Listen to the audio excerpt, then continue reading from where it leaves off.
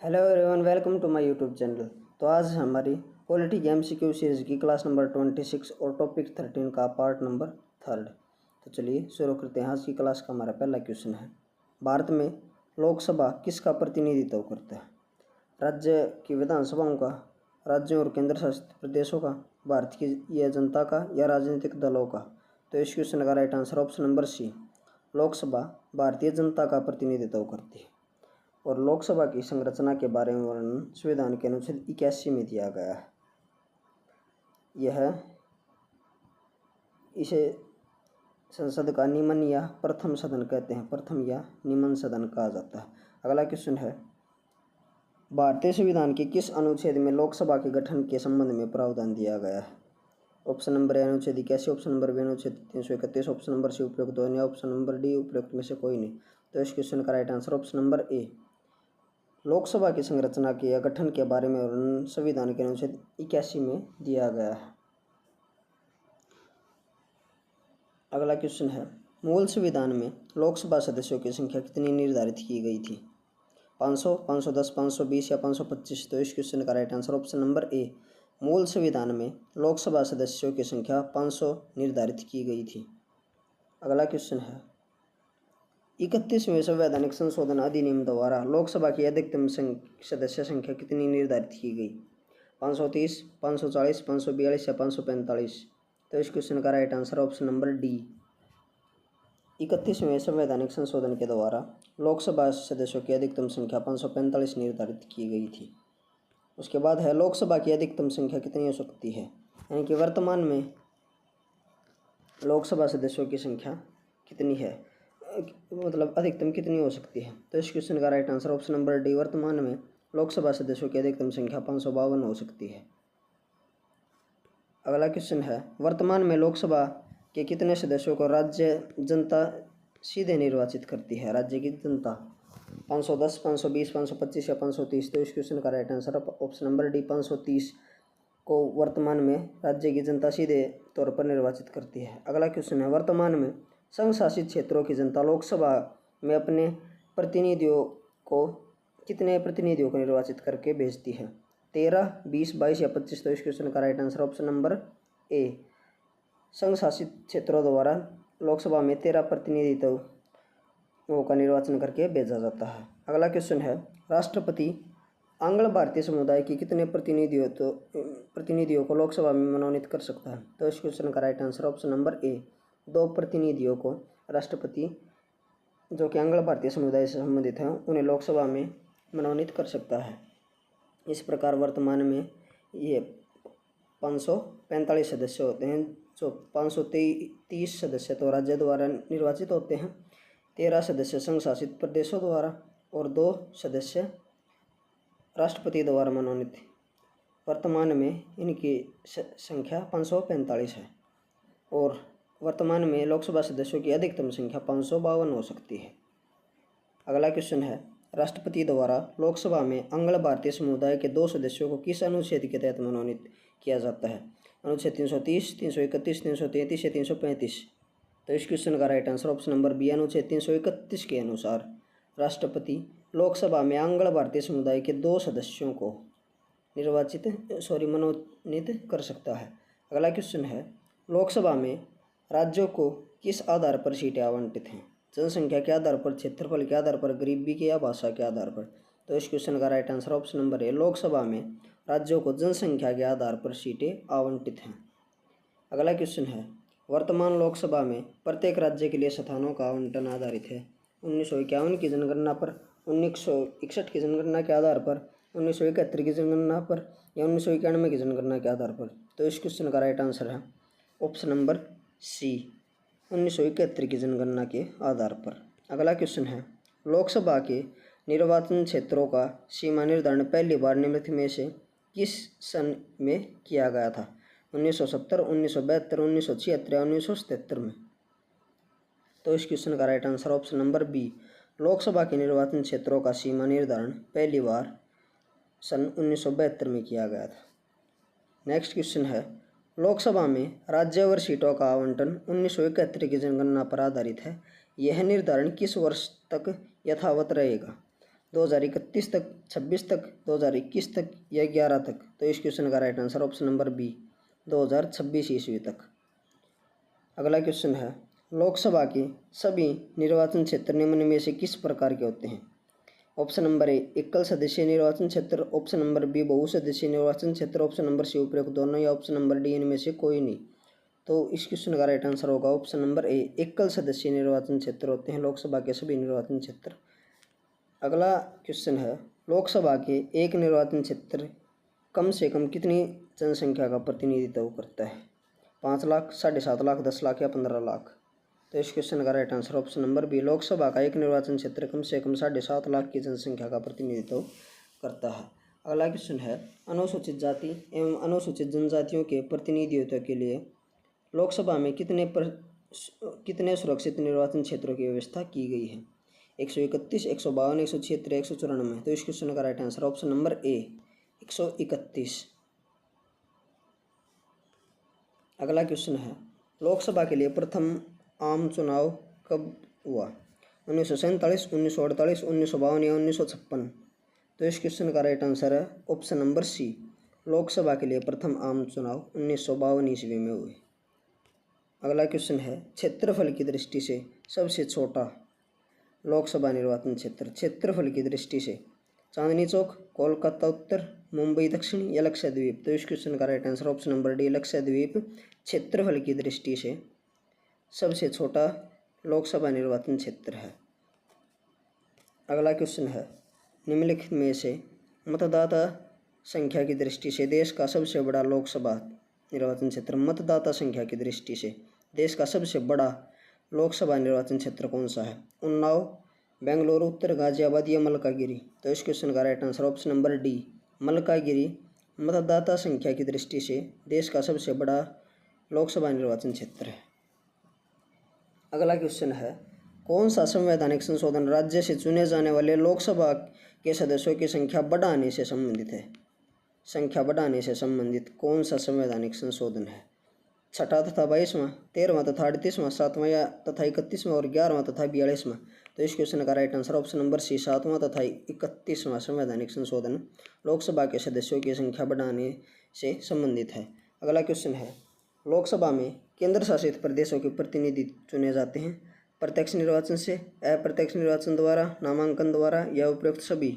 तो इस क्वेश्चन का राइट आंसर ऑप्शन नंबर ए प्रत्यक्ष निर्वाचन के द्वारा लोकसभा में केंद्र शासित प्रदेशों के प्रतिनिधि चुने जाते हैं। अगला क्वेश्चन है, लोकसभा में निम्नलिखित में से किसके लिए स्थान आरक्षित है? अनुसूचित जाति, अनुसूचित जनजाति, आंग्ल भारतीय वर्ग या इनमें से सभी के लिए? तो इस क्वेश्चन का right answer option number D इनमें से सभी के लिए लोकसभा में स्थान आरक्षित है, अनुसूचित जातियों के लिए, जनजातियों के लिए और आंग्ल भारतीय वर्ग के लिए भी। अगला क्वेश्चन है, लोकसभा का चुनाव लड़ने के लिए इच्छुक व्यक्ति की न्यूनतम आयु कितनी होनी चाहिए? 21 वर्ष, 25 वर्ष, 30 वर्ष या 35 वर्ष? तो इस क्वेश्चन का right answer option number B Lok Sabha का चुनाव लड़ने के लिए इच्छुक व्यक्ति की उम्र 25 वर्ष होनी चाहिए। अगला क्वेश्चन है, कौन सा राज्य सबसे अधिक प्रतिनिधि लोकसभा में भेजता है? बिहार, मध्य प्रदेश, पश्चिम बंगाल और उत्तर प्रदेश? तो इस क्वेश्चन का right answer option number D Uttar Pradesh. Uttar Pradesh में लोकसभा की 80 सीटें हैं और राज्यसभा में भी सबसे ज़्यादा सीटें ही उत्तर प्रदेश की हैं जो कि हैं 31। बिहार में लोकसभा की 40 सीटें हैं।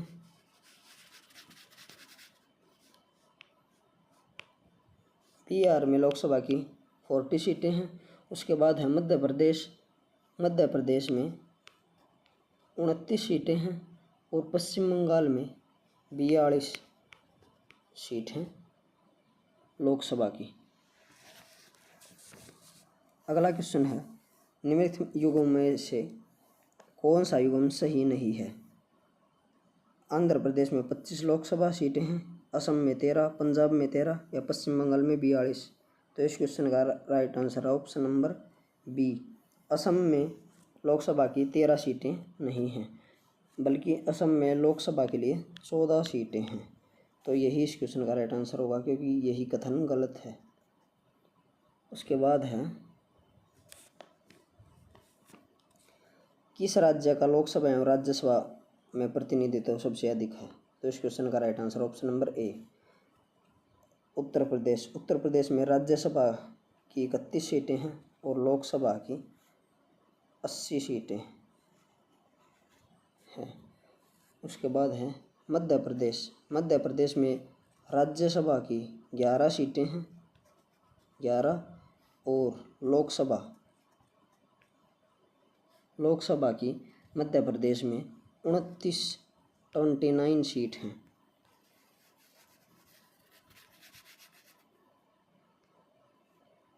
महाराष्ट्र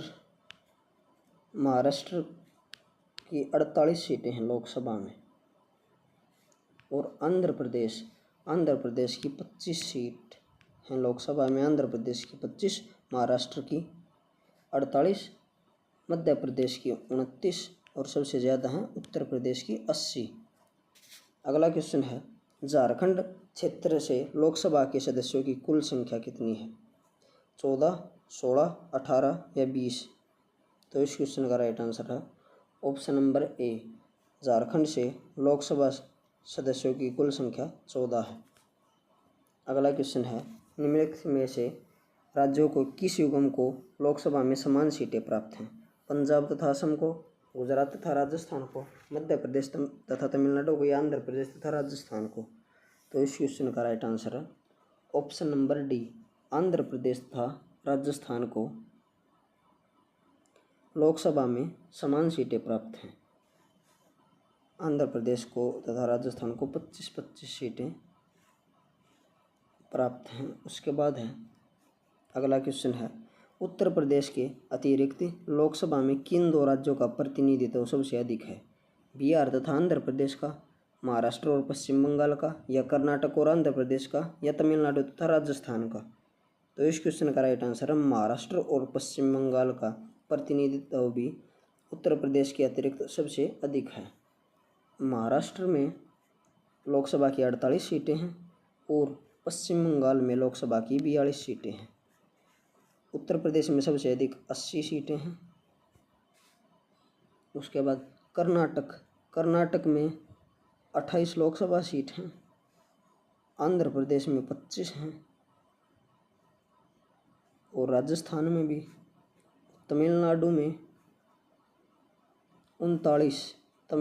39 लोकसभा सीटें हैं। तो इस क्वेश्चन का राइट आंसर होगा ऑप्शन नंबर बी महाराष्ट्र तथा पश्चिम बंगाल। महाराष्ट्र में 48 सीटें और पश्चिम बंगाल में 42 सीटें। अगला क्वेश्चन है वर्तमान में किस राज्य का लोकसभा में अधिकतम सदस्यों की संख्या के हिसाब से दूसरा स्थान है? बिहार, महाराष्ट्र, मध्य प्रदेश और आंध्र प्रदेश? तो इस क्वेश्चन का राइट आंसर है महाराष्ट्र। वर्तमान में लोकसभा में अधिकतम सदस्यों की संख्या के हिसाब से महाराष्ट्र का दूसरा स्थान है। महाराष्ट्र में 48 लोकसभा सीटें हैं और मध्य प्रदेश में 29, आंध्र प्रदेश में 25 और बिहार में 40। अगला क्वेश्चन है बिहार में लोकसभा सीटों की कुल संख्या कितनी है? Option number A 40, option number B 50, option number C 52, option number D 54। तो इस क्वेश्चन का right answer option number A Bihar में लोकसभा सीटों की संख्या 40 है। अगला क्वेश्चन है छत्तीसगढ़ राज्य में लोकसभा के कितने निर्वाचन क्षेत्र हैं? तो इस क्वेश्चन का right answer option number B Chhattisgarh में लोकसभा के 11 निर्वाचन क्षेत्र हैं। अगला क्वेश्चन है निम्नलिखित में 4 राज्यों में से किस राज्य से लोकसभा में सबसे कम सदस्य हैं? आंध्र प्रदेश, हरियाणा, केरल और उड़ीसा? तो इस क्वेश्चन का right answer option number B Haryana में लोकसभा में सबसे कम सदस्य हैं। हरियाणा में लोकसभा की 10 सीटें हैं, 10। उसके बाद है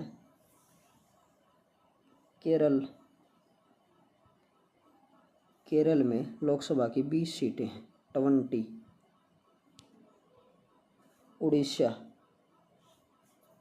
उड़ीसा में लोकसभा की 21 सीटें हैं और आंध्र प्रदेश में लोकसभा की 25 सीटें हैं।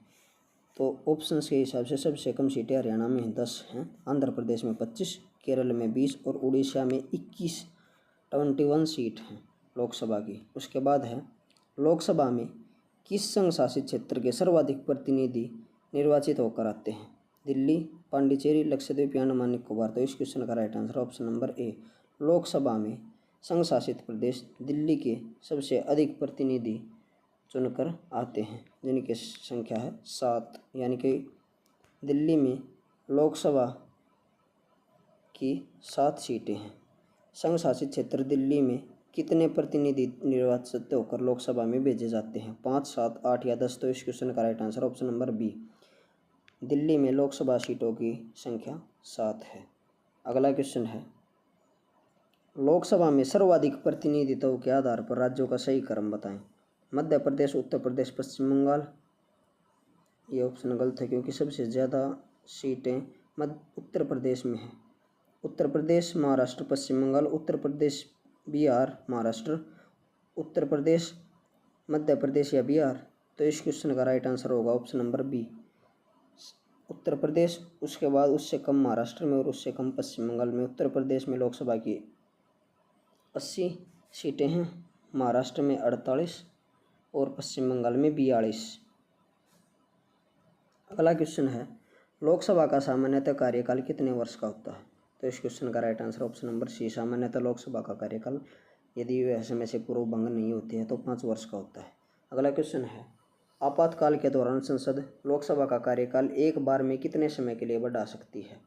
6 माह, 1 वर्ष, 2 वर्ष, 3 वर्ष। तो इस क्वेश्चन का राइट आंसर होगा ऑप्शन नंबर बी, आपातकाल के दौरान संसद लोकसभा के कार्यकाल को एक बार में 1 वर्ष के लिए बढ़ा सकती है। अगला क्वेश्चन है किसी भी दशा में आपातकाल की उद्घोषणा प्रवर्त न होने के बाद उपयुक्त अवधि कितने समय से आगे नहीं बढ़ाई जा सकती? 1 माह, 2 माह, 3 माह या 6 माह। तो इस क्वेश्चन का राइट आंसर होगा ऑप्शन नंबर डी,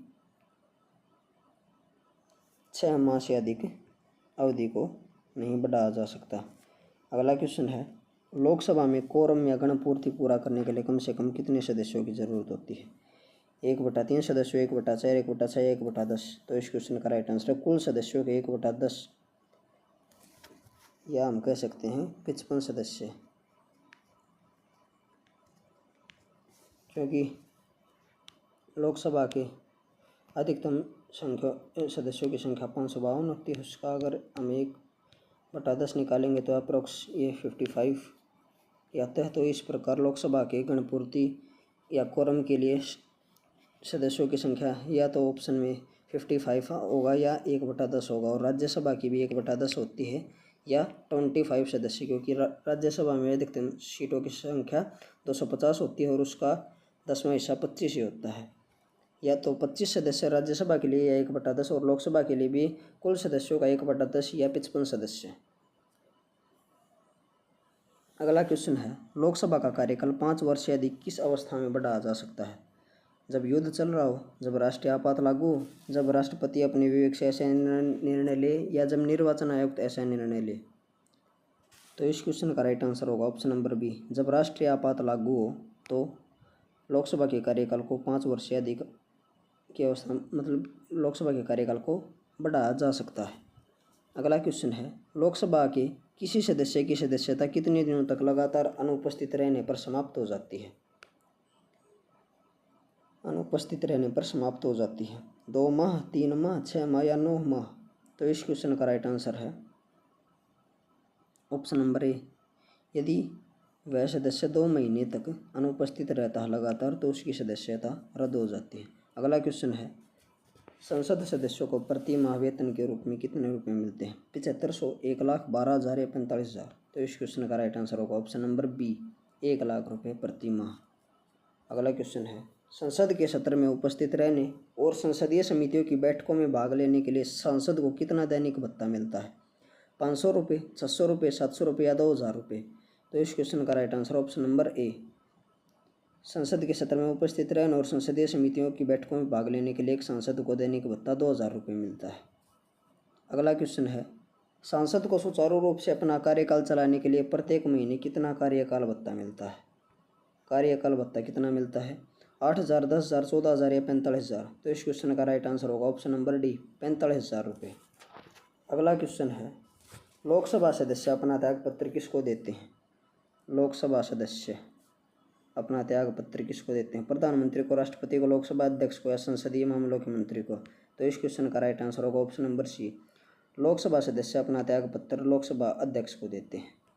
अगला क्वेश्चन है, किस वर्ष से भूतपूर्व संसद सदस्यों के लिए पेंशन की व्यवस्था लागू की गई? यानी कि भूतपूर्व संसद के जो सदस्य हैं उनके लिए पेंशन की व्यवस्था किस वर्ष लागू की गई? 1971, 1975 से, 1976 से या 1978? तो इस क्वेश्चन का राइट आंसर 1976 से जो भी भूतपूर्व सांसद हैं उनके लिए पेंशन की व्यवस्था लागू की गई। अगला क्वेश्चन है, लोकसभा के बैठक की अंतिम तिथि तथा दूसरी बैठक की प्रथम तिथि के बीच कितने समय से अधिक का अंतराल नहीं होना चाहिए? 1 महीने, 2 महीने, 3 महीने या 6 महीने? तो इस क्वेश्चन का right answer option number D, 6 माह से अधिक का अंतराल नहीं होना चाहिए। अगला क्वेश्चन है, लोकसभा में कम से कम कितने सत्र बुलाए जाते हैं? वर्ष में 1 बार, वर्ष में 2 बार, वर्ष में 3 बार या वर्ष में 4 बार? तो लोकसभा के वर्ष में कम से कम 2 बार सत्र बुलाए जाते हैं। ऑप्शन बी इस क्वेश्चन का राइट आंसर होगा, वर्ष में कम से कम 2 बार। नेक्स्ट क्वेश्चन है, राष्ट्रपति लोकसभा के कार्यकाल को पूरा करने से पूर्व भंग कर सकता है? प्रधानमंत्री की सलाह पर, उपराष्ट्रपति की सलाह पर, लोकसभा अध्यक्ष की सलाह पर या सर्वोच्च न्यायालय के न्यायाधीश की सलाह पर? तो इस क्वेश्चन का राइट आंसर होगा ऑप्शन नंबर ए, प्रधानमंत्री की सलाह पर राष्ट्रपति लोकसभा को कार्यकाल से पूर्व ही भंग कर सकता है। बाकी के बचे हुए क्वेश्चंस को हम अगले पार्ट में करेंगे। अगर आपको वीडियो अच्छी लगी हो तो वीडियो को लाइक एंड शेयर करें, चैनल को सब्सक्राइब करें। Thank you.